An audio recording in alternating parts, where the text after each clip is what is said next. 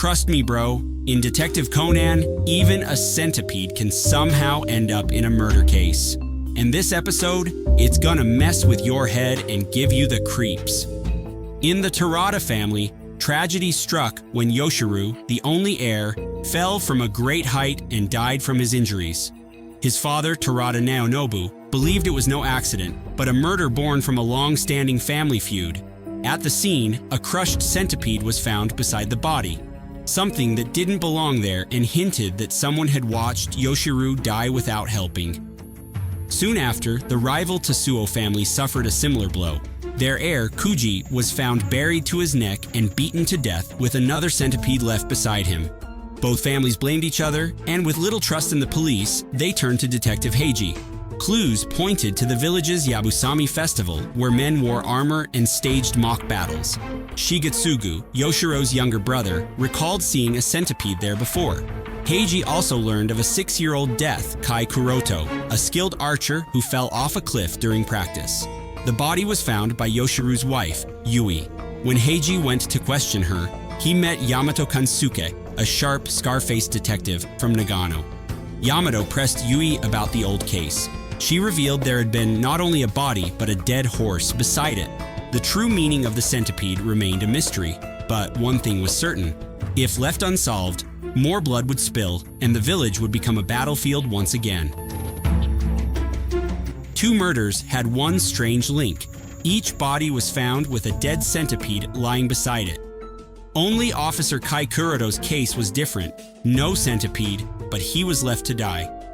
Kai had fallen against rocks, breaking his spine. His white shirt was soaked in blood, which turned black over time. But it wasn't the injury that killed him, it was starvation. He'd landed in a dark spot under a cliff, hidden from sight. For nearly a week, he lay under fallen leaves until the wind revealed him. Everyone in the village had searched for him. Kai was kind, honest, and loved. So why had it taken so long to find him? The case echoed Yoshiru Terada's death. His brother Shigetsugu once claimed he found the body by accident, but later got caught in a lie. Kuji Tasuo, heir of the Tasuo family, had also spoken to Yui's husband about meeting Inspector Yamato. After Yoshiru's death, Kuji seemed terrified, muttering that he might be next, cursed by a feud between the Terada and Tasuo families that had lasted for generations. One stormy night, Kazuha recalled seeing a shadowy warrior in red armor with a helmet fringed with hair, not a festival costume, but the kind worn by Takeda Shingen's soldiers. At the mention of red armor, Ayaka panicked, ran into the bathroom, and never came out. Moments later, she had vanished. Everyone split up to search, and Conan ran into Inspector Yamato. Soon, the search ended in tragedy. Ayaka was found dead, another centipede beside her. The rain-soaked ground showed only 2 sets of footprints, Ayaka's and Yamato's. No signs of climbing or escape. It looked like an impossible crime. But Conan noticed Yamato's tracks only appeared when he approached the body, meaning the real killer had vanished without leaving a trace. After listening to Ran and Kazuha recount their story and Ayaka's panic, Mrs. Tasuo calmly claimed it was the curse of Lord Shingen. The dead centipede proved it. Shingen's messengers were called the Centipede Army and carried a centipede flag.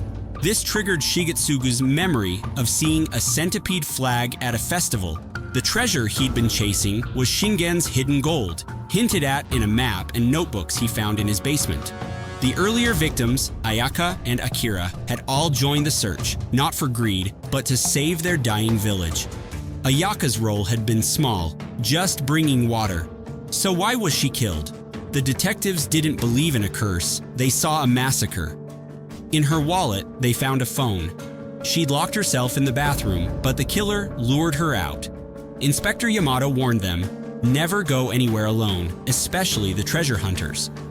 At the scene of the red armor sighting, Conan found nylon strands that could mimic a Suwa-style helmet's shadow, and sandal prints leading to the back gate. It suggested either an intruder had stolen the armor or someone inside had staged the prints.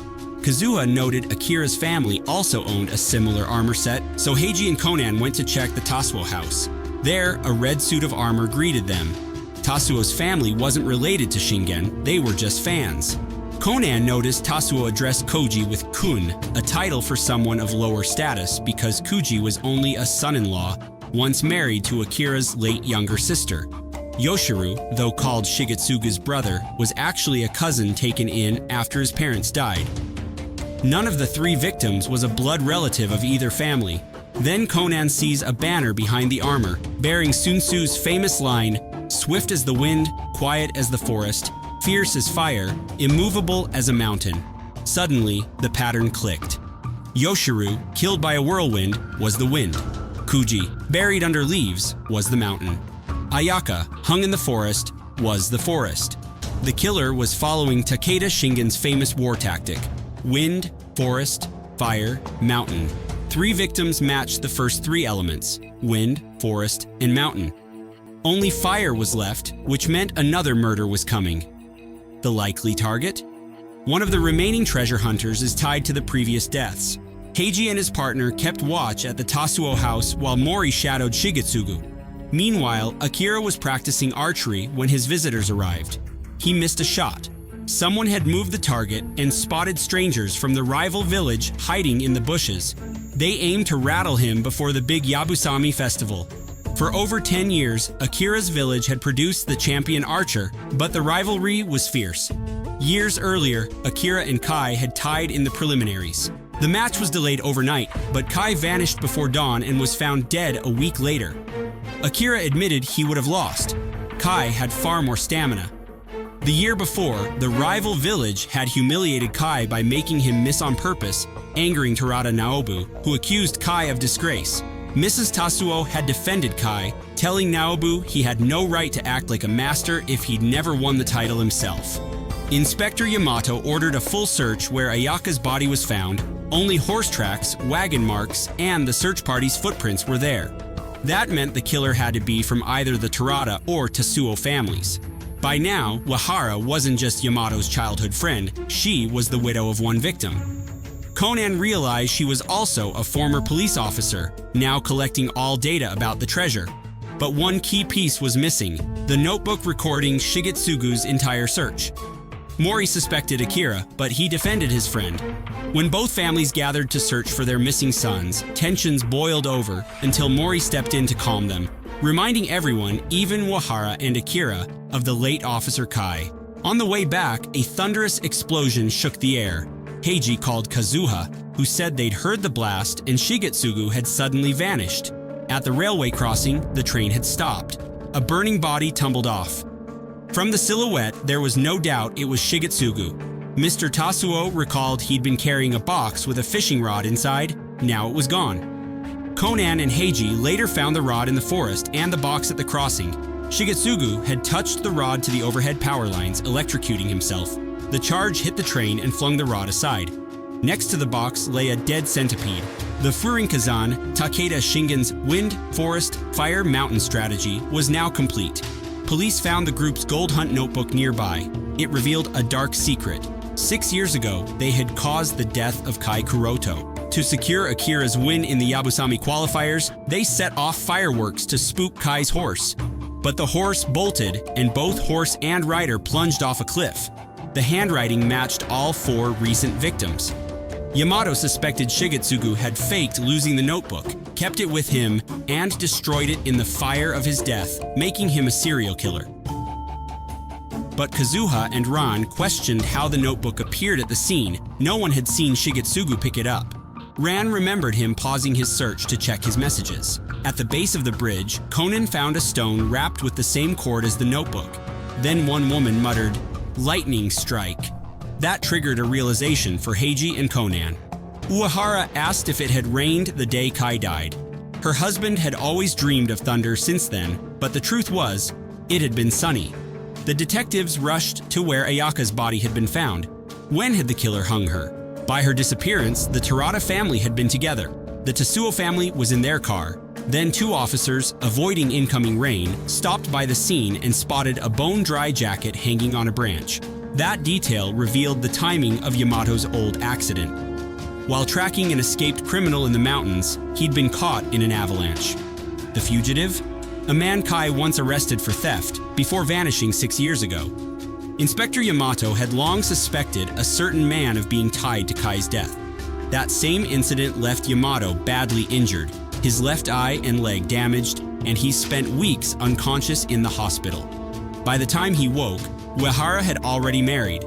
In the end, the man was innocent. Both she and Yamato had admired Officer Kai so much that they'd joined the police because of him.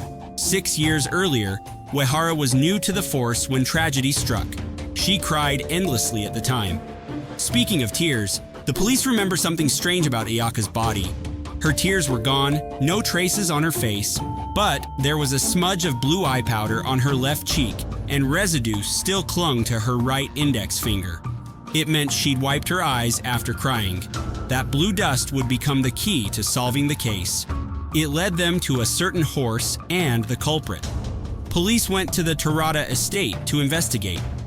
Akira, still grieving, was met by Uehara, who wore a knowing smile and revealed the missing lines from Takeda's scroll. After Shigetsugu's death, lightning referred to swift as thunder, untouchable as shadow, with shadow symbolizing Kai. Kai had died at the bottom of a cliff, hidden from sunlight, his clothes soaked in red like the Akazonai cavalry.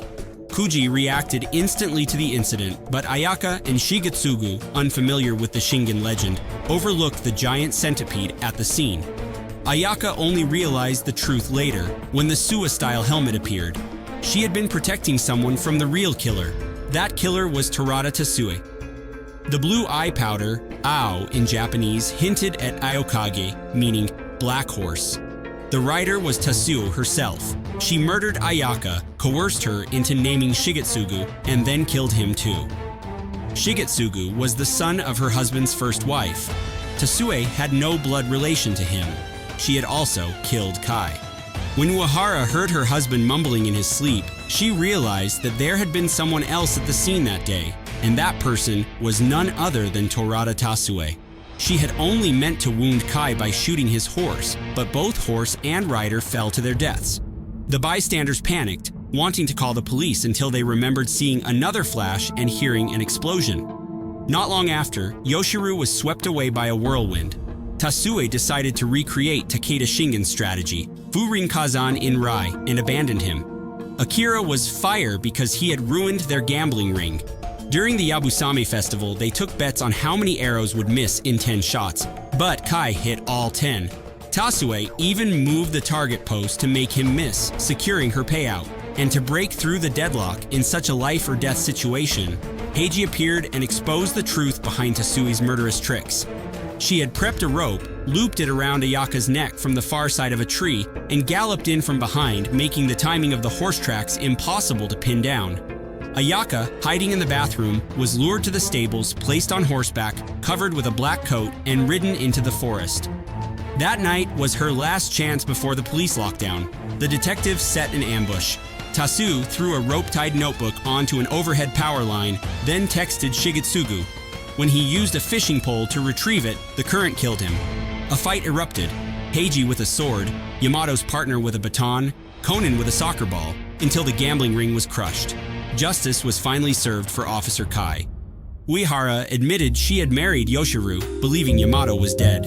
Yamato stayed cold as ever. When you're ready, come back. The station's doors are always open.